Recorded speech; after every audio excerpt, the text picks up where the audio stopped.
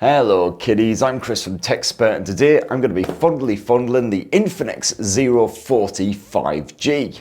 This absolute beefcake of a smartphone is surprisingly affordable, so perfect for anyone with limited funds who wants to absolutely blaze through the latest games and then post up a 4K vlog on the internet boasting about their gaming prowess to win their mates' ultimate respect. So let's check out the Infinix Zero 40 5G, and for more on the latest and greatest tech, please do poke subscribe and ding that notifications bell. Cheers! So first up, what do you get in the box besides, of course, the Infinix Zero 40 5G?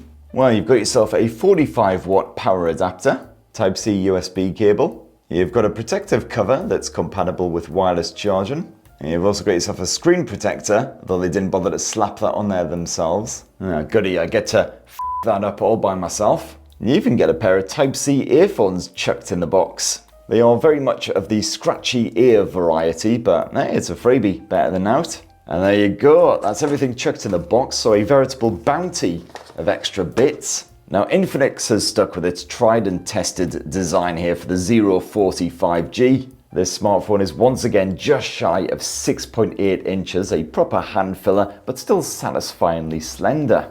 As you can see, very little bezel action surrounding that display, and it once again subtly curves around those edges, but thankfully without buggering up the sensitivity. Because you've got that screen protector bunged in the box, and apparently it's Gorilla Glass protecting the display, though Infinix rather helpfully didn't say which version of Gorilla Glass. So your guess is as good as mine. And then you've got a basic plastic frame which is quite glossy, but thankfully doesn't seem too smudgy or smeary. And then around back you've got a two-tone textured arse. And this right here is the moving titanium model. You can also grab it in rock black or violet garden.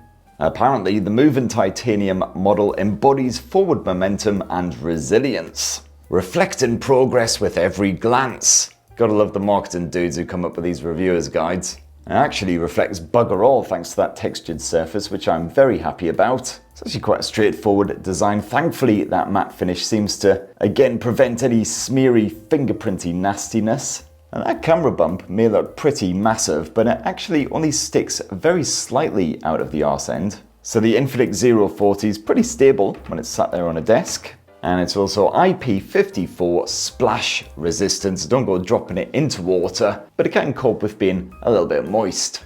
And just like the design, there's bugger all shocks or surprises when it comes to the software. Once again, that XOS launcher slapped on top of Android 14. And Infinix is guaranteeing 2 OS updates, Android 15 and then Android 16, and 3 years of security patching, so certainly not the best out there, but at least it will be completely defunct within 12 months. To unlock this bad boy, it's the usual in-display optical fingerprint sensor, which seems pretty reliable so far. And as always, bit of face unlock as a backup option, and sometimes this is nice and rapid, and other times when the lighting's a bit cack, it's just like, who are you? As always, plenty of personalization packed into XOS, including the obligatory AI wallpaper generator. And you've allegedly got an always on display, but it's not actually always on at all, because you have to tap the bloody screen in order to wake it up. So it's only always on if you're constantly tapping the screen, which is even less fun than it sounds. You got all the usual shenanigans on here, including a bit of game mode action, more on that later. One of the bad things about Infinix phones and XOS is you get an absolute heap of crapware stuffed on here, which you'll need to get rid of. Looks like Alan Partridge has set up his own games app. Let's get rid of that. Call Care, still got no idea what that is. Oh, I can't get rid of it. All I can do is disable it. I'll need a bit of third-party help to get that to bugger off. And the usual shenanigans, Facebook, Instagram. No LinkedIn though, that's a bit of a shocker. And then Infinix has kindly hoyed on either 256 or 512 gigs of storage space, though sadly not expandable via micro SD memory cards. And like the previous generation, the Infinix Zero 40 5G boasts a spacious 6.78 inch AMOLED display. It's a proper whopper, so great for your movies, your gaming, whatever you want to get up to. Got full HD plus resolution, so visuals are reasonably crispy, and you can mess around with the colors to a small degree. I quite like the default settings. Colors are quite bright and reasonably poppy, but not in your face. You've got PWM dimming support, and also this screen is brighter than previous generations, now maxing out at around 1300 nits. So you don't have to squint too hard if you're using it out in the sunshine. And because it's OLED, you've got respectable contrast, those blacks are inky black, although no HDR support reported by Netflix. That refresh rate maxes out at 144 Hz for any supported games, although only drops as low as 60. As for the audio output, well, it's a pretty decent stereo speaker setup here. And that sound has been fine-tuned by JBL, as is tattooed on the top edge. And you can tweak that output yourself using the equalizer in the audio settings. It's suitably trouser-rousing, and they're absolutely packed to the tits with excellent gaming features and obligatory RGB shenanigans. Not to mention an absolutely filthy virtual assistant. Are you up, Commander? Well, I certainly am now. So on that top volume certainly packs a punch. The audio is well balanced between the top earpiece speaker and that bottom speaker. I've certainly heard louder, but at least when you max out the volume, the audio is still pretty clear. Doesn't get all distorted and nasty. And you've also got support for high-res audio. But one of the biggest selling points of the Infinix Zero 45G is that performance, because you've got MediaTek's Dimensity 8200 Ultimate stashed inside of this thing. And that's ably backed by 12 gigs of lovely RAM. And certainly if you're a gamer, you'll struggle to find a more beefy blower around this sort of price point. Because even the likes of Wuthering Waves I found ran with a surprisingly fluid frame rate even on the highest graphics settings. So only the occasional very tiny dip in that frame rate, even when I was running around like my arse was on fire, which it often was. Even during the most intense battle sequences, again maintained a fluid frame rate, so the gameplay absolutely fantastically smooth. And yeah, the Infinix Zero 40 did start to heat up a bit towards that top edge after about sort of 15-ish minutes of gaming, but thankfully didn't get any more toasty than that, even when I was gaming for well over an hour. And if you want to plug the bugger in and keep on gaming for literally hours at a time, well, good news, you've got battery bypass charging, so that will also help to prevent the Infinix Zero 40 from getting too hot under the collar. There's quite a feature-packed gaming mode, in fact, lots of great stuff stuck away in there, including the usual performance mode shenanigans, do not disturb, all of the essentials.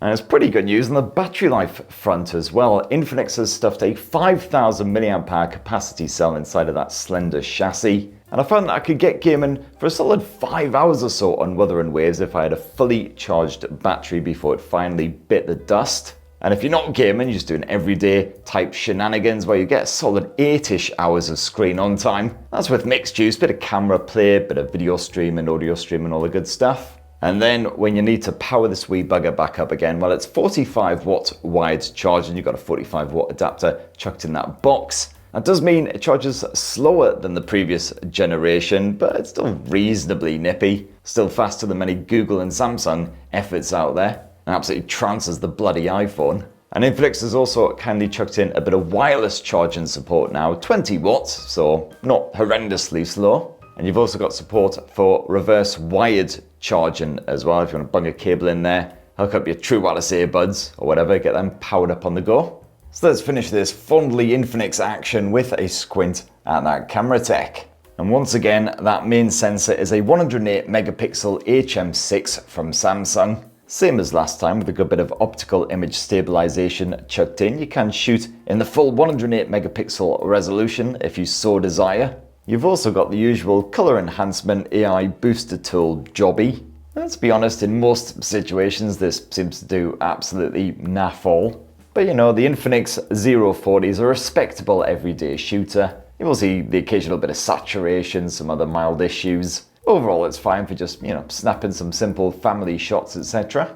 It can actually cope surprisingly well when you are shooting directly into the light. You've got some tricky contrast type situation on the go. You've also got yourself an upgraded 50 megapixel ultra wide angle shooter. And this has got built-in autofocus. You can use it for your macro type shenanigans. And as usual, loads of bonus camera modes, including portrait, super night, and you have a dedicated pro mode as well. But as usual, Infinix really heavily pushing the video side of things. You can record 4K Ultra HD resolution footage at 30 or 60 frames per second, and that's with both the rear and the front camera. Of course, the stabilization could be better, and I did see the occasional focus pop But again, overall, for your basic home movies, not a bad one. And you do have a dedicated vlog mode as well if you want to get a bit of all this on the go. If only I had hair, that could be me, swashing it about the place. And yes, you've got that self-same 50 megapixel selfie camera as found on the previous generation. With autofocus built in, again can cope with some pretty strong backlighting and not too terrible when the lights are low. And yes, you've got that 4K 60 frames per second vlogging support as well if you're into a bit of all that. And there you have it, my lovelies. That in a delicious wee nutshell is the fresh new Infinix Zero 40 5G. An absolute beefcake for a reasonably affordable price. And it's got that vlogging shenanigans if you're into all of that. So what do you reckon? It'd be great to hear your thoughts on this Infinix handset down below. Please do poke subscribe and ding that notifications bell for more on the latest and greatest tech. And have yourselves a ruddy, wonderful rest of the week. Cheers everyone. Love you.